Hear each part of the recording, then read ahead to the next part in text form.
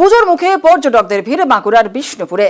পুজোয় পর্যটক টানতে তৈরি মল্লভূমি, পুরনো মন্দির, ঘন জঙ্গল, আদিবাসীদের নাচ আর সব মিলিয়ে বিষ্ণুপুর জমজমাট।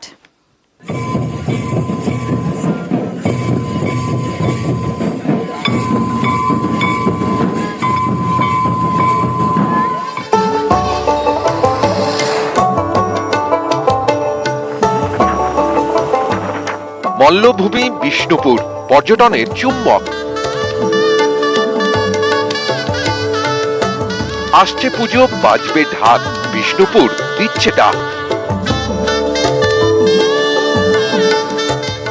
বাঁকুড়ার বিষ্ণুপুর মন্দির নগরী, পুরনো টেরাকোটার মন্দির।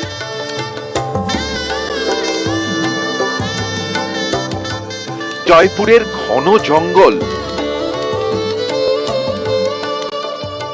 কোথাও পাহাড়, কোথাও বাঁধ।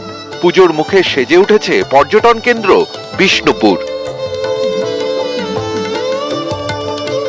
জয়পুরের জঙ্গল আছে, যে জঙ্গল দেখলে তো আমাদের মন ভরে যায়। বন্য জন্তুদের, ওই যে বললাম, হাতি পাবেন, হরিণ পাবেন।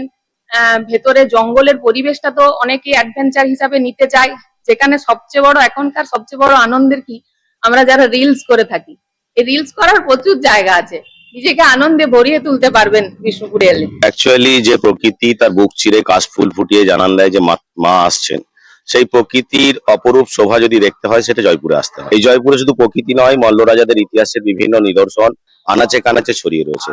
তার সাথে রয়েছে টেরাকোটা, বালুচুরি, আদিবাসী নৃত্য এবং জঙ্গলের একটা সুমধুর একটা পরিবেশ। উল্টো দিকে রয়েছে আমাদের মাতৃমন্দিরে, সারদা মায়ের মাতৃমন্দির, বাঁকুড়া জেলার অন্যতম পীঠস্থান জয়রামবাটি, সেটা উপভোগ করা যায় এখান থেকে।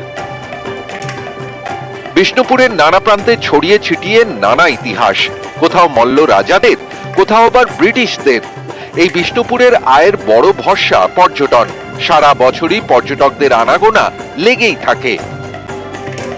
দুর্গাপুজোর আগে আমি সবাইকে বলবো এই বিষ্ণুপুরে আসতে।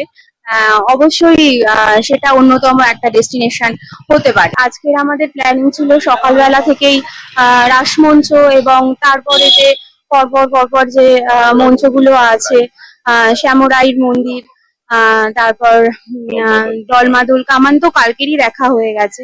পুজোর আগে থেকে শুরু করে একদম শীতের শেষ পর্যন্ত আমাদের এই মন্দির নগরী বিষ্ণুপুর, এখানকার লাল মাটি, লাল মাদ, জয়পুরের জঙ্গল, দ্বারকেশ্বর নদী, সবকে ঘিরে প্রচুর পরিমাণে পর্যটক আসেন। তো সব মিলিয়ে আমরা এবারেও তৈরি। আমাদের সরকারি টুরিস্ট লজ, সরকারি বিভিন্ন গেস্ট হাউস, বন বিভাগের বিভিন্ন গেস্ট হাউস সবকটি সুন্দর করে সাজানো আছে পর্যটকদের প্রতীক্ষায়। পোড়ামাটির হাটে ধামসা মাদলের তারে আদিবাসী নৃত্য রয়েছে, বালুচরি, স্বর্ণচরি, বিভিন্ন সম্ভার। এই সমস্ত কিছু উপভোগ করতে হলে আপনাকে আসতেই হবে মন্দির নগরী বিষ্ণুপুর এবং জয়পুর জঙ্গলে এই পুজোতে আপনার ডেস্টিনেশনে। বিষ্ণুপুর থেকে দেবব্রত মন্ডল, নিউজ 18 বাংলা।